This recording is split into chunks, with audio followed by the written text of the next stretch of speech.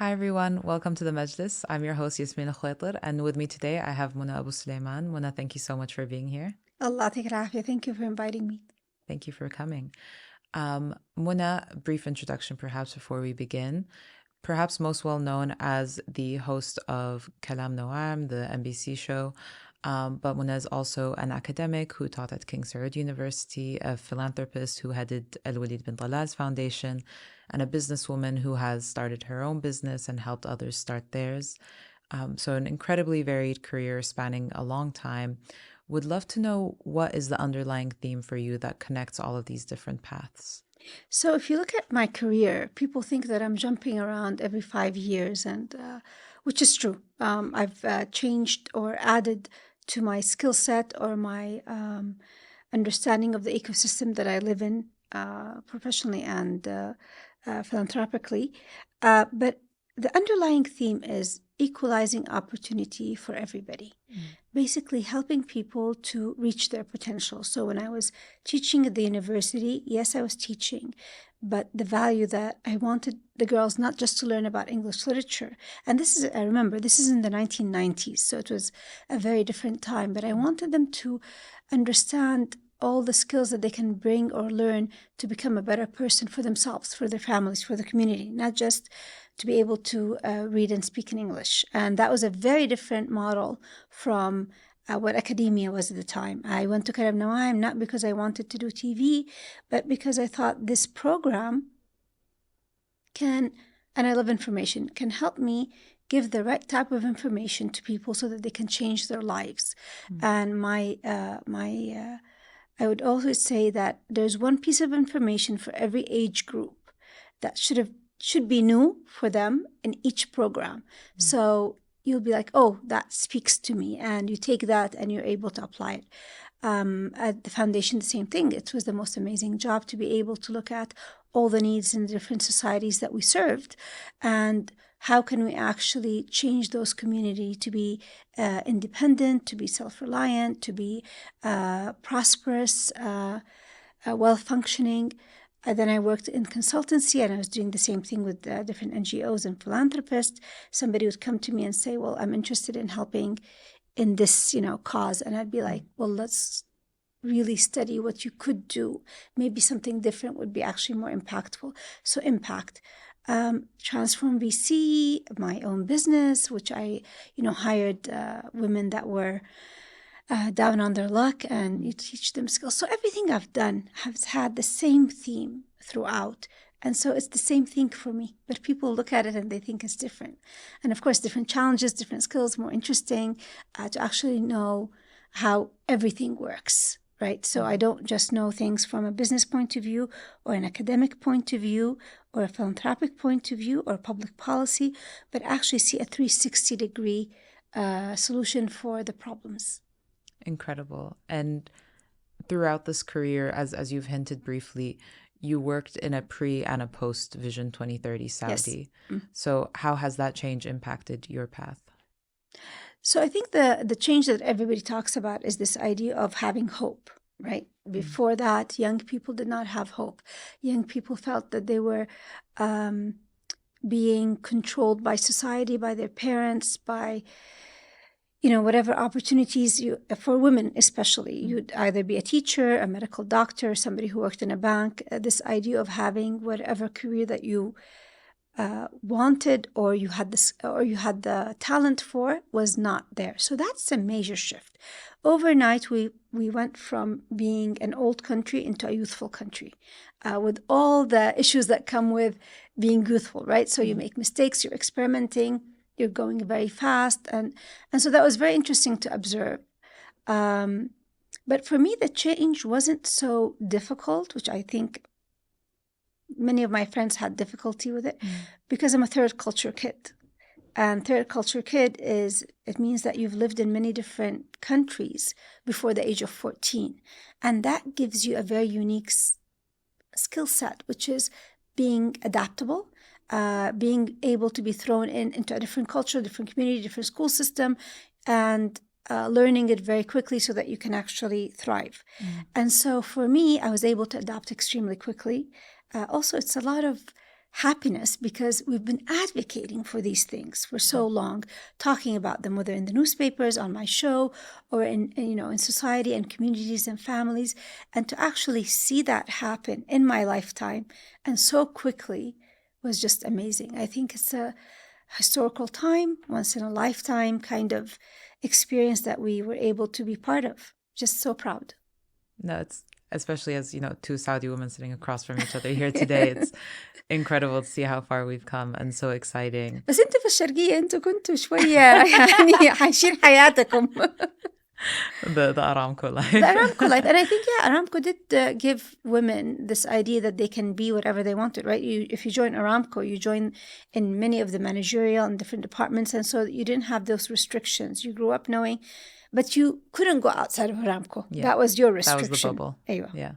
But no, I think, and I mean, you see that now that a lot of the, deputy ministers, all the high up people today, helping carry out Vision 2030 are ex-Aramcons because I don't think that's because of Aramco. I think شوية فيها إنه they had the professional skills. Exactly. So, that American work culture that was so established there, it sort of carried over here now. With all these problems as well. Exactly. And maybe that's a good segue into the next question of, what are the challenges that we've yet to overcome, or even what are the challenges that have come out of trying to implement Vision 2030? So I think it was Mark Zuckerberg that said, move fast and break things. Mm-hmm. And I think that happened and we broke a lot of things. So it allowed this different look for society. So when you go outside, you no longer recognize what society looked like. And I think that was very difficult for many people. The second thing, I think the very fast redefining of masculine and feminine roles. What does it mean to be a man? It used to be the provider, al-amir al-nahi, the person who made the big decisions. What does it mean to be a female, a mom, a nurturer? And suddenly, within 5 years, in a society that was not prepared for it. Right? So in different societies that have gone through this, the academic world would do a lot of studies, would do a lot of analysis. There would be a lot of discussions about these things. So as you're changing, and it took 20, 30 years, right? From the 1920s, post-World War I, into the 1970s, when Switzerland, I think that was the last country that allowed women to vote. Mm-hmm. So that 50-year. So as societies changed, there was this supplementary information giving apparatus that was helping them change, right? With the problems that they had. We didn't have this. We didn't have the academic world jumping in and doing studies to understand how well, female roles or dynamics between married couples who are now both, double income. What does it mean, decision-making wise? How can we help those couples? So, for example, I think we don't have that many divorces. I think we have about 10% divorce rate. So sometimes people exaggerate how much it is. But I think we have a lot of dysfunctional families right now that are not very happy. And part of that is that they are left alone to navigate what does it mean to be a family in 2030 vision. And that's very upsetting for me. There is a certain, obviously, social fallout that comes from all of the economic changes. So you have these are the challenges that I see. A dropping birth rate. You have people getting married later. And then, historically, you have very segregated social groups, right? Like men socialize alone, women socialize alone. But as women enter the workforce and as we foray into dating, as you say, those groups will need to become more mixed in a professional and a social setting. And we're the only country, as far as I know, that has a mixed working environment without a mixed school environment. So you don't even get that kind of training as you're growing up of how to deal with the opposite sex in a professional way. So there are challenges. I think that one of the good things that we have is that we do have a good religious foundation that helps a lot of people navigate some of those things that society has not informed them about. لكن it is causing issues. So this is one challenge. And another one, obviously, so we're talking about working mothers. More women are working now more than ever. Yes. Do they have the necessary support they need? They do not have the necessary support. So first of all, we still think, and this comes from a religious background and also from a cultural background, that a mother's role is extremely important. This is not the case in the West. They think they can subcontract mothering to fathers. Outsource it to daycare, to teachers, to all that stuff. And so we don't. And yet, if you're coming back from home at 5 or 6 and the kids are sleeping by 8 o'clock, how much influence do you really have over your children, especially the first 7 years, which are extremely important? We have now an over-reliance on house staff. It used to be families that would help take care of each other. And that's, I think, until the 1980s. But slowly the house staff culture has taken over. That we now are seeing kids who speak Arabic with a very bad Filipino or Indonesian accent, and these social problems, we're not going to see them except after 20 years, right? So you can see that this is going to be a huge problem later on.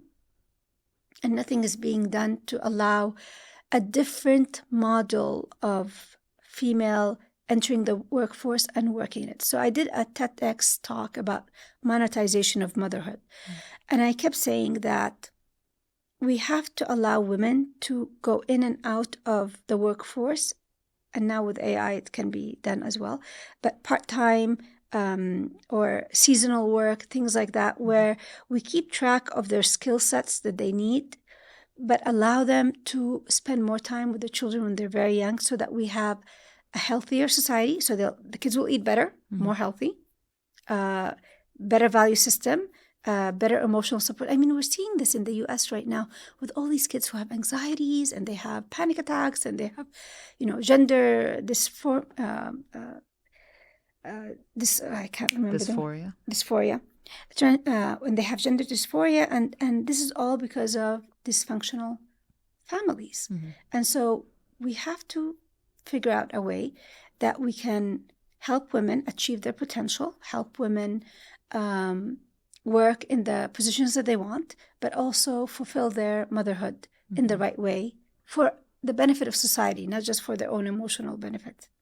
Of course, yeah. I mean, a woman not feeling like she can be a mother and a part of the workforce at the same time is very detrimental. If you leave the workforce for a couple of years while your child is very young, it is very difficult to go back in.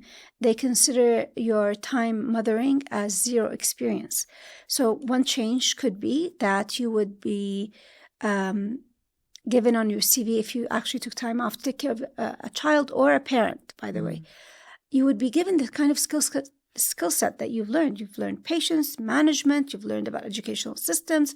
You can take courses that are available for you as a mom, that the government would subsidize, so that you're always kept in, up to date with all the different things that are happening. You could be given part-time jobs. You could be given voluntary jobs in NGOs that would be counted as real experience, so that when you come back after 2, 4, 5 years, you are not starting from zero. But if we look at somebody who graduates from college at 22 and retires at 65, that's 43 years of work. Giving women 5 years off or 7 years with 2 children, that's not really a lot of time in a 43-year career. And you'll have that person, coming back with a lot more enthusiasm, because they will appreciate the work a lot more. Yeah? Yeah. No, I agree 100%. And similarly related to that, I think when we're talking about raising children in the post-vision world, another important topic obviously is education. So when we look at the education landscape in Saudi today, from pre-K to university, what are the ways in which, we are still simply passive intakers of knowledge, and how do we go into becoming active contributors of knowledge to the rest of the world? So first of all, the educational system in Saudi Arabia is two-tier, right? Mhm. So public and private. And then within those, you have also different types that emphasize. So the elites and the people who are able to pay usually get a lot better education. And I think it's very easy to wait until college to think that you would create the knowledge creators, right? So just pass them through. They learn a little bit and then they get to college, and that's when you have the really good university professors. I mean, we really have some very good universities, King Saud University, King Abdulaziz, King Fahad, as well as the private universities. And so you're waiting to have the kids change at that time. And that's a problem because actually, according to research, by the fourth grade, I think, if the child is not in love with math, they'll never be an engineer. So they could study engineering because that's, what their parents want them to do to make sure that they have it, but they will not have the engineering love. They will not be real engineers. They'll not be the ones who are creating systems and changing things. With literature and poetry, if they don't have beautiful language, or they're in love with the Arabic language or the English language or the Chinese language, by the sixth grade, they can work very well professionally, but they will not have that sense of language to be able to create beautiful literature and poetry. And so there's certain things that are age-related that we're missing out. And I think that is problematic. And I don't think it's easy to solve. It's not solved in many countries. I think the new minister is working a little bit with it. So I've seen some improvement in the teacher accreditation to make sure that the teachers are really up to standard. But I think we still have to understand that we have to put passion and love of learning at a very young age for these kids. And we're not doing that. What does that look like? So moving from a more rote memorization system to more... No, you can still have memorization, right? So, for example, let's say we're teaching them Quran. I don't think we should start teaching Quran with the Surah Al-Saghira, which are actually, quite traumatic. We should start with Ar-Rahman, Surah Ar-Rahman. There's a lot of beauty. There's a lot of poetry in it. It's a way to engage a child when their brain is being developed, so that they fall in love with the language. They fall in love with God. Two birds with one stone. With math, there are ways to create games so that without them actually understanding that they're learning math, they fall in love with the application of math, chess, all these kind of things. And so, as I said, it takes a lot of work. It's not easily solved. But I think we're seeing the beginning of it. I just hope we don't have to wait for 20 years to find a good solution. I think part of that, as you mentioned, is the gamification of education is getting very popular in terms of like startups here that teach Arabic, other topics. So I think that's kind of a shortcut to sort of speeding up the change while the systemic one is happening, which would obviously happen on a much slower scale. True. To switch topics once again, I think one of the areas where you've been most active in your career is philanthropy. And so I would love to hear from you what you think are the most effective routes for philanthropy for the average person. So most people think that philanthropy is about money. No, it's about, giving resources. And resources could be time, skills, money, network, right? So there's a lot of ways to be a philanthropist. And we use the word volunteer a lot in Saudi Arabia. You volunteer. And I'm like, no, you're not volunteering. You're being a philanthropist. It's a higher level of creating value for society. I have worked in philanthropy now since I think 2003. So about 21 years. 21 years. And I've seen a lot of changes. I have two principles in philanthropy. Strategic philanthropy, which is, so for example, for a country like Saudi Arabia, we're about 30 million people. Every single issue that we have, whether it's medical, health, educational, scholarships, is solvable through philanthropy and the government working together. We're only 30 million people. We're not that many. But we're not doing philanthropy right. So my first philosophy is you have to do a supply chain of need and solve the whole supply chain, not solve certain problems. And I'll come back to that later. The second one is something called Zakat al-Kifaya. Zakat al-Kifaya is not very well known. So people give zakat, 2.5%, and a lot of people give sadaqat, etc. But let's say you have a family that is poor. They're having problems with the rent. They're having problems with some medical issues. It doesn't have to be like cancer or something. It could be like, I need to have my wisdom tooth taken out. One of the children has a slight learning problem. They need extra tutoring. Okay, so you come in and you're like, what do people do? Let's help them with the rent. So you pay rent for a couple of months or a year.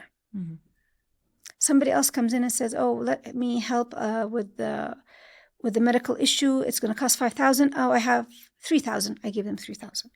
So those people are living without enough resources and without security, knowing that their next bills are being paid, and they're really in need. So we're talking about poor people. I'm talking about zakat worthy people. Okay, I'm not talking about middle class who are having an issue. So Zakat al-Kifaya comes in and says, no, we're going to come in. We're going to help you with everything for the next 5 years so that you become a person who gives zakat al-Kifaya, having enough so that you become a zakat giving family. So you come in and you say, we're going to take care of your rent for 5 years. We're going to help with the medical issues through an insurance, whatever is needed. The dad's job is really bad. He is, let's say, a seasonal worker. We're going to help you get the education that you need so that you become a skilled worker in something so you're no longer seasonal. The mother needs some help in learning how to cook healthily for her children so that they are, in a better health. We're going to help them with their grocery shopping and teaching them how to eat. And so you take this family for 5 years or 3 years or whatever, and you move them significantly on every front at the same time so that they can become a normally functioning family. And they move from needing zakat to giving zakat, and you move on to the next family. We don't have this anymore. We used to have this. We don't have it. And it's always, it's problematic for a couple of reasons. One, they've done studies on poverty and what happens when you're poor and you start making very bad decisions because your mind is in such high stress all the time that you're not able to make the right decisions. And so on a professional level, on a personal level, on a family level, you're making bad decisions. On a financial level, you're making bad decisions due to this scarcity mentality. The stress level that you have because you're poor actually affects your health. So you become worse and you're not able to work as much. And so do you see the tatabu'at for all these things? And you're like, well, we can do something, and we look at it. So it takes me back to the supply chain, right? The supply chain is, I look at cancer, for example, and I say, okay, we have 16 types of cancer. We have this number of people. We have people who are coming to be treated for cancer from, let's say, rural areas. And so I'll take that example, the rural areas, to show you the supply chain. They're coming in, they need tickets. They need a place to stay. They need psychological support. They need somebody who helps them with their medications. They need somebody to help them with going to the hospital. They need somebody to help them with the types of food that they should eat after they have their chemotherapy or they have their operations and all these kind of things. And so you have that supply chain, and you have a family that's coming in, and maybe out of the supply chain, they need 16 out of the 20. They should know exactly who they should ask for help at which point and what can be given to them from the very start of their journey. Same thing with that educational issue. So let's say we have kids that did not get the government scholarship. And they're bright enough, they should go to school. So they need scholarships, they need help to apply for universities, they should be able to go in. somewhere and have every NGO that can help them and at which point. And each NGO works together so that they know that this person is not falling through the cracks. So this kind of supply chain is easy to do, especially in a country like Saudi Arabia, where we are so digitalized. We are so interested in having our citizens do well. There's so many resources available. And yet you see people falling through the cracks all the time, or you see certain trendy NGOs with certain themes getting a lot more allocation of resources, financial resources, than others. And so a person who might need, for example, help with their cancer journey goes in and they're like, oh, sorry, we can't help you. We're already full. And I was like, okay, wait a minute, but why? Well, we only got 1 million riyals allocated by, Fa'alin al-Khair, but another NGO on that supply chain got 20 million and they only need 7. Because nobody knew that they don't need that much money, or the computation of need per phase was not calculated correctly. And I think part of it is there's a lot of miscommunication between wizarat, so the information isn't shared. And I'm working actually on something to do this, to create the supply chain with a friend of mine, but not for the financial ones, but for the information part. So through AI, you can actually chat with an agent and they can help you figure out which NGO in which phase, in which area of the country can help you. That's incredible. Yeah, and follow up with you. So, inshallah. With tawfiq, inshallah. Inshallah. It's not easy. Yeah, of course. No, I think this idea of philanthropy cannot just be sort of random and, you hope for the best when you give the money. The more thoughtful you are and organized about giving the money, the more impact it will have, obviously. So, yeah, strategic philanthropy should be very impactful. But it's not just about, and a lot of philanthropists give to what they feel like. Right? So I like art, I'm going to give a lot to art. And they don't think about, well, what is the actual need of our society so that we can have the most functional, happiest, and healthiest society that we can. What would be your recommendation for people wanting to donate in Saudi today? What do you think is a good cause?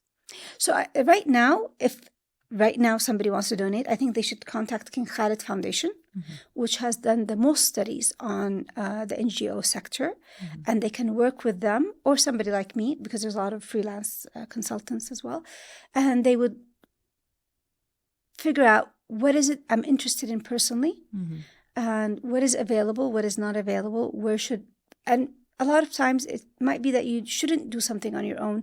You should just donate to something that already exists, or work with somebody else to understand what are the needs that are not being fulfilled in that phase. So King Khalid Foundation has a lot of information. Don't do it on your own. So the bottom line is don't do it on your own. Okay, ask for help. Ask for help. لأنه حرام كمية الفلوس اللي بتروح على أشياء that are very meaningful for the person who gave the money to, but don't really solve the issue is a lot. There's a lot of waste. And what do you think of impact investing, the idea of instead of just giving money to invest in someone's small business or other sort of startup to be able to help them grow, but then also there's two types of impact investing. There is impact investing where you're investing so that you would have impact on the environment or certain social problems, so social enterprises, things like that. And you might make money and you may not make money depending on what is your goal, right? So there's a lot of impact investors that say, we just want to make sure that the money is being used in a capitalistic system, right? So that there is jobs being created, etc., and fulfilling for an environment. And it might work, it may not work. It's a risk that we're willing to take, especially in VCs. Then there is the impact investing where you're saying, I want to be able to invest my money in a normal company and change that company. So 2 different ways. It depends on what is your level of comfort, what is your level of involvement that you want to have, and what is the theme that you want. Is it environmental? Is it social issues? So social issues usually have a lot more risk. Yeah. Because some things will always need a lot of financial resources just to be able to work, and they're not going to be extremely profitable. The profit might be just a little bit or break even. And I think there was an example of a company that was making the first company that did the laundry detergents that were not harmful to the environment. And so when they started, it took a lot of money to be able to do the research, and they had a lot of impact investors who came in and said, "This is such a big problem because we're polluting our river systems, etc., that we want to solve this issue." It would not be the issue that I would put my money in personally, but for them it was important, and they did that, and it took about, I think, 7 years to actually get to the first product, and this was, I think, 2009. And then after that, it actually became quite profitable because it became trendy and people wanted to buy, and they were willing to pay a premium for that product. So it's a risk you take, but a lot of them, they will close down, the companies. Of course. And since you do have experience in the VC space and in the small business space, would love to understand from you, what are some of the challenges they face when they're growing or trying to reach scale or even just beginning here? So I'm a partner at something called Transform VC.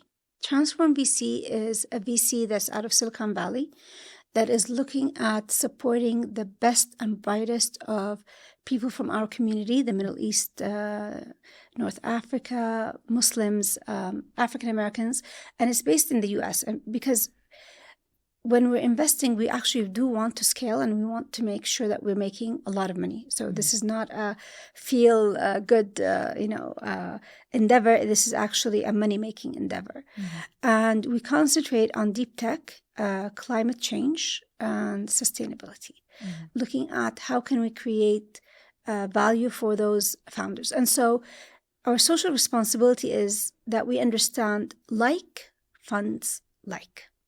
So white people fund white people, Asians fund Asians, Indians fund Indians, the majority of it. And nobody's really putting a lot of money into the bright minds that are coming from our community in those spaces and to go to unicorn level. So we're not talking about the small social entrepreneur that is working out of Africa to help a small community. We're looking at people who are creating impact. So, for example, one of the things that we've supported is called Ample. It's a revolutionary way of creating EV batteries that is doing very well, and it's already unicorn status. But we started with them, at seed. And so we saw them grow. And we think there's a lot of ideas like that. Our founders, unfortunately, don't have the network necessary to reach the other VCs. So we come in and we invested in them at the very beginning, and we help them network so that they can actually get the Sequoias and they get the top VC funds and private equity to come in. That's really remarkable. And so being based out of the US, do you create the connections for them in the region? So it's not about creating a network for them in the Middle East necessarily. It's about creating a network for them wherever their companies will thrive. So some of them, we're bringing them. Actually, we have 2 companies in Saudi Arabia right now. Explain, which is basically the Amazon of AI. It's an amazing company that was revolutionary. Again, the head of it is Dr. Hassan Sawaf. He was the head of AI for Amazon and Facebook, and just amazing. But our thesis is that we are going to help the brilliant people from our community because there is a lot of brilliance, and we do think that it has to be in the US if you want to serve the globe. It's a lot more. It's actually either the US or China, and it's very difficult to be in China, as you know. So we chose the US, but we're bringing back a lot of those talents when they're successful to Saudi Arabia, to the Middle East, so that they can thrive as well. But we're going globally. So that's a bit of a difference between a lot of the Middle East-based funds that just concentrate on local or regional markets. And we want to dominate the world. With Tawfiq, inshallah. One other thing I wanted to ask you about actually is I heard a rumor that you worked with Gucci for a while. Is this true? So yes, I was advising the CEO Marco, and I also sat on their board for equity, the Equity Global Board, which is their CSR. So it's another way, but it shows you how serious Gucci was about really creating value from employees all the way to the person who's embroidering, a small thing for them in India. It was an amazing experience. I was there for about 4 years, but pre-COVID and then during COVID and then post-COVID. I left about 6 months ago. When Marco left, I also left. It was an amazing experience. First of all, I've worked with a lot of amazing CEOs throughout my career in different capacities, a lot of it for philanthropy, but I have never seen somebody make decisions as fast as Marco. Like you'd say, we think we need to do a disability initiative where not only would we help people join Gucci with disabilities, but also we should have a store that is fully accessible for disability. And so there's a lot of design. It's not easy, right? There's a lot of design that goes into it because it's not just physical disabilities. There's mental disabilities. There's, other types. And so he'd be like, done. Like in 5 minutes. Why? Because it speaks to the value system that Gucci is about, equal opportunity as well for everybody. But then you would start working with them and how to create the job modification. So for somebody who has an anxiety or somebody who is, blind or somebody who has an illness, and looking at the HR policies and then going to the store and working with the architects. And it was just an amazing, amazing experience to see how quick people make major financial decisions when the value alignment is right. Amazing. And you left 6 months ago. What are you doing now? I've started my own foundation that looks at leadership training for kids from the age of 20 to 30. And I can say that because I'm above that age. And basically, it's a personalized leadership journey for about 100 billion kids from all over the world, helping them understand where are the challenges and gaps in their own skill set or personalities that they need to work on. So, for example, if somebody comes in from Indonesia who's a physicist and he's just an amazing physicist, but his English is a bit with a heavy accent, we'll bring a voice coach, an accent coach to help him, get to that global stage and be able to be understood. And so that he would not waste time being seen as less than just for something like that. If somebody needs to have a fellowship in journalism in the US and they're coming from, let's say, Japan, then we'll help them with figuring out their references, stuff like that. Of course, it's underprivileged kids. We're not talking about the elites. And so the 360 is basically personalized for each one of those 100 each year to enable them to reach their potential and really thrive. And so this is something that I've started working on. We're fundraising, and inshallah, what I'm hoping to do is to actually have it located in Saudi Arabia. So it's a gift from Saudi Arabia to the world. That's so exciting. Inshallah. It's a great idea also because I feel that there's so many groups that target, 18 and under or college age, but then really where you need the most help is actually 20 to 30 because the school system you always relied on to tell you what to do suddenly disappears and you're sort of out in the open on your own. Yeah, and the thing is, of course, these kids have to have a service-oriented, leaning. So they want to help their societies. We're just not having smart people as somebody who wants to give back.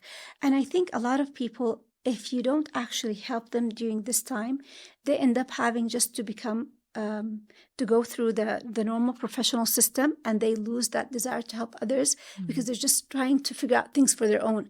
And so when you give them that environment, they can give back more. I think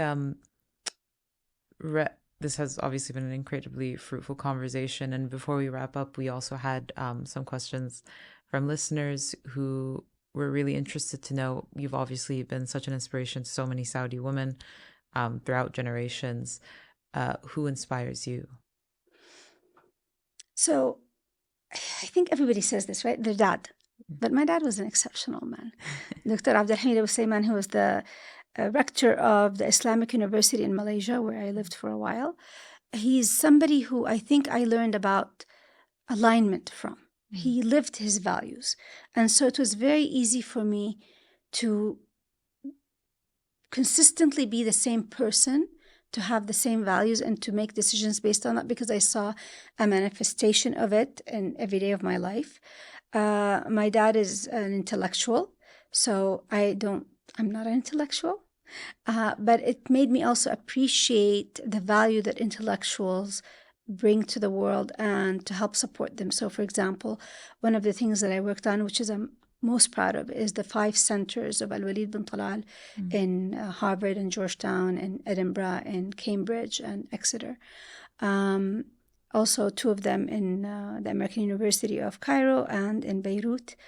And basically for East-West understanding and helping Islam be understood in a better way in the West. So this is something that I would not have thought necessary if it wasn't for my dad's influence on me. So this is one person, of course. And as I said, everybody thinks their dad is amazing, but my dad was truly, truly amazing. Allah yarhamu. Exceptional man. The other person is actually Anne Sullivan. Oh, interesting. Nobody knows Anne Sullivan. Anne Sullivan is the tutor or teacher of Helen Keller. Mm-hmm. And a lot of people think of Helen Keller as a role model, somebody who was, so disabled, but was able to achieve so much. And the thing is, she would not have been able to achieve so much if it wasn't for that one teacher who basically dedicated her life to helping Helen achieve her potential. And so she was the catalyst for Helen Keller.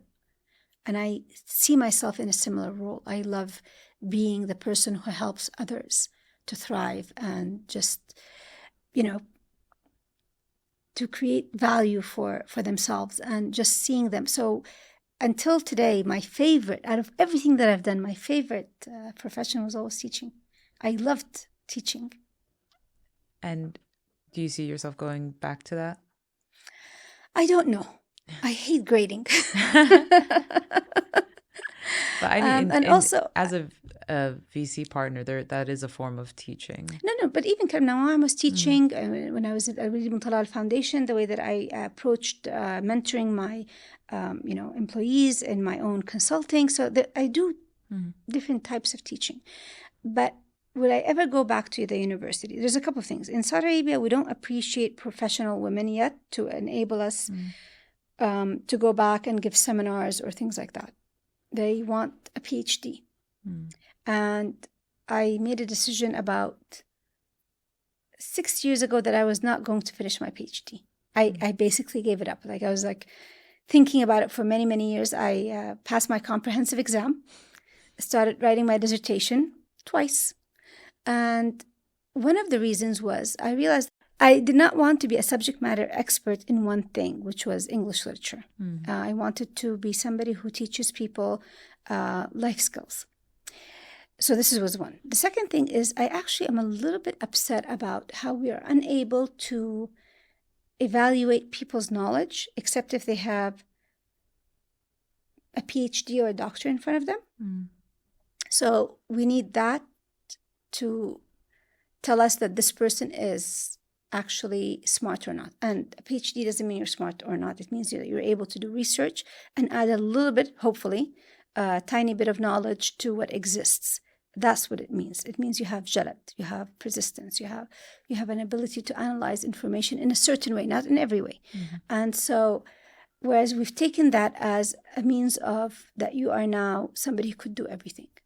And I actually dislike that in our society. And I'm not talking about Saudi Arabia. It's the Muslim world in general that have this issue. And so I was like, you know what?